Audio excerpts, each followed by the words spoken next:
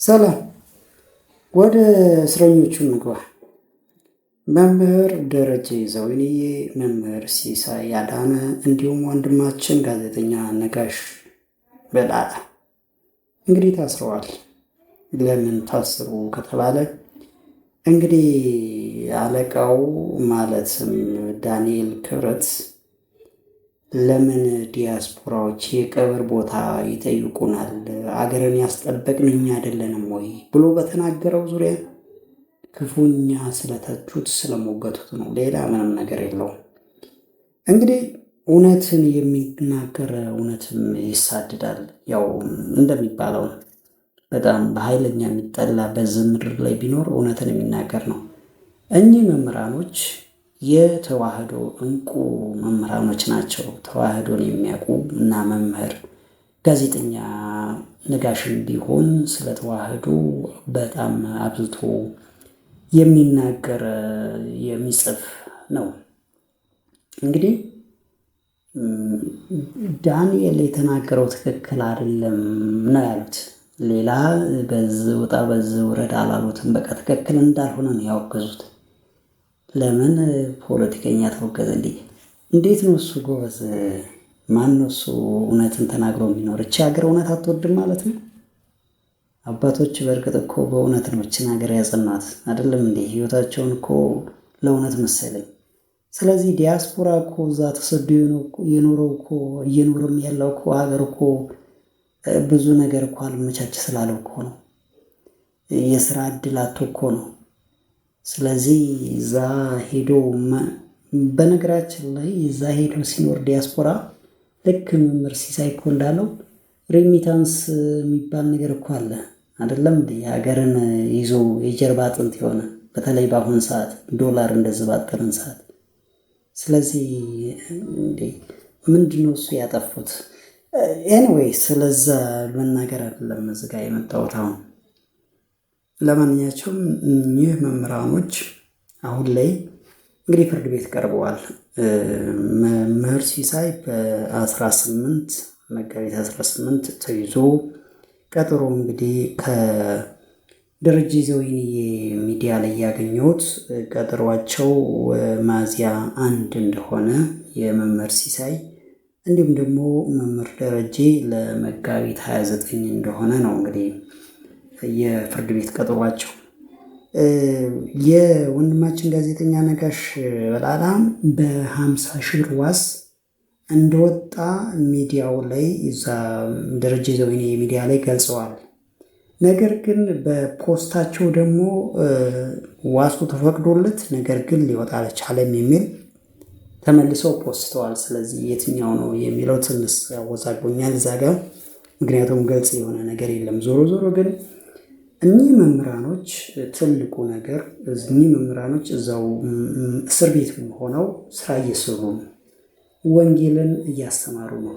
እንግዲህ ምናልባት አንዳንድ ጊዜ እኮ እግዚአብሔር ብዙ ጥበብ አለው፣ ብዙ መንገድ አለው እና እኚህ መምህራኖች እግዚአብሔር ልኳቸውም ሊሆን ይችላል በዛ በማረፊያ ቤት ውስጥ ወንጌል ተጠምተው ያሉ ሊኖሩ ይችላልና እንደ ቸርነቱ አስቦላቸው እንግዲህ እነኚህ መምህራኖችም ልኮላቸው ይሆናል። እንግዲህ ሚዲያ ላይ እንደተገለጸው እኚህ መምህራን ወንጌልን በዛ በእስር ቤት ውስጥ እያስተማሩ እንዳለ አገልግሎት ላይ እንዳሉ እና ለዚህም ደግሞ ደስተኛ እንደሆኑ ነው እየገለጹ ያሉት። በእርግጥ በወንጌል አገልግሎት ማይደሰታል እንዴ?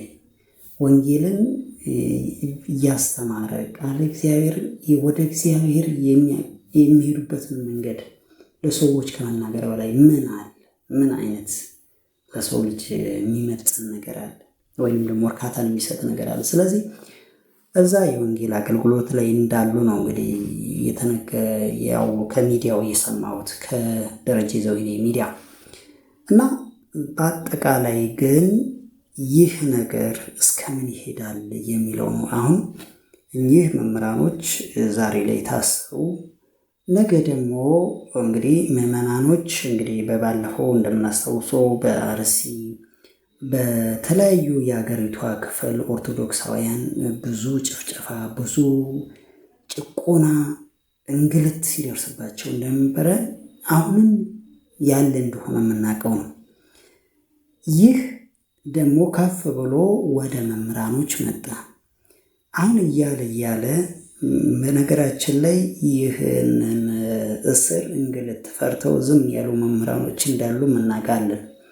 ምክንያቱም ብዙ ላለመናገር ዝም ያሉ መምህራኖች ብቻ አይደሉም፣ አባቶችም፣ በተለይ አባቶች አሁን ላይ ዝም ያሉ አባቶች። ምክንያቱም ጥቁር ለብሰው ዓለምን ተመሳስለው ለመኖር ስለፈለጉ ስጋቸው ስላሳሳቻቸው።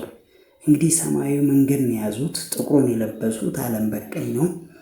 ነገር ግን የሚኖሩት ለዓለም ነው። እናውቃለን ምን ያህል ከቤተ ክህነቷ ምን ያህል ደሞዝ እንደሚከፈላቸው። አንድ አባት ምንም ድስት ሚስት የሌለው አባት ምን ያህል ስንት ሺህ ብር ደሞዝተኛ እንደሆነ እናውቃለን። ለምን እንደሚከፈለው ባናውቅም ቤተ ክርስቲያን በአንድ በኩል በተለይ በገጠሪቷ ያለችው ብዙ መከራ ይደርስባታል። አንዴ ምንድነው ንዋየ ቅድሳቱ በትክክል የሚያዙበት ሁኔታ የለም። በዚህ ላይ እንግልት ይደርስባታል፣ ትገፋለች በተለያዩ አካላት፣ ከውስጥም ባሉ ከውጭም ባሉ ጠላት። ይህ እየሆነ ሳለ እንግዲህ አባቶች ጥቁር የለበሱቱ እንደሚባለው አይደል እንደምናየው አይደለም ጥቁር መልበሳቸውን። ይልቅም የሚያደርጉት ነገር ጥቁር በእርግጥ አሉ።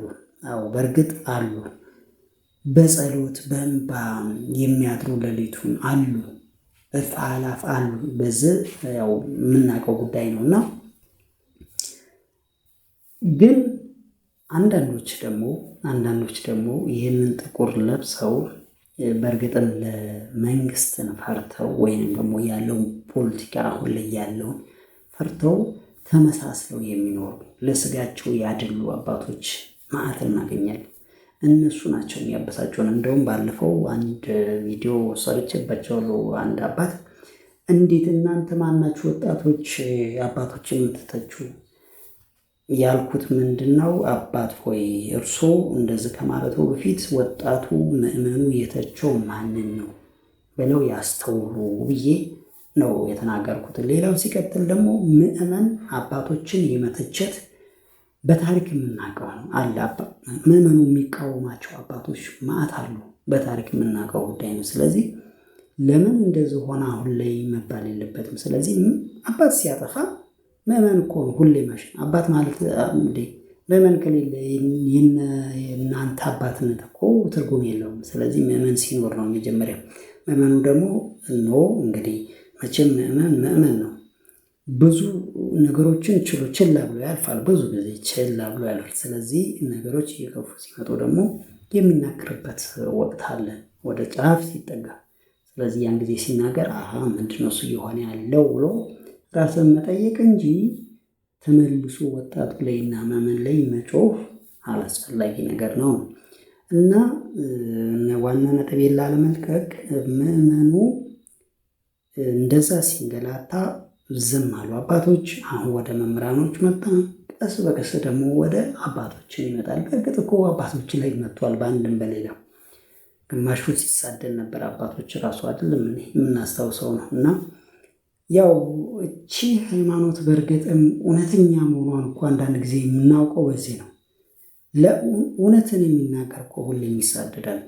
እውነትን የሚናገር ወይም ደግሞ ለእውነት የቆመ ሁሌም ይሳደዳል። ስለዚህ እውነተኝነቷን በዚህ ራሱ ማወቅ እንችላለን። ያም ይነሳል ኦርቶዶክስ ላይ፣ ይህም ይመጣል ኦርቶዶክስ ላይ።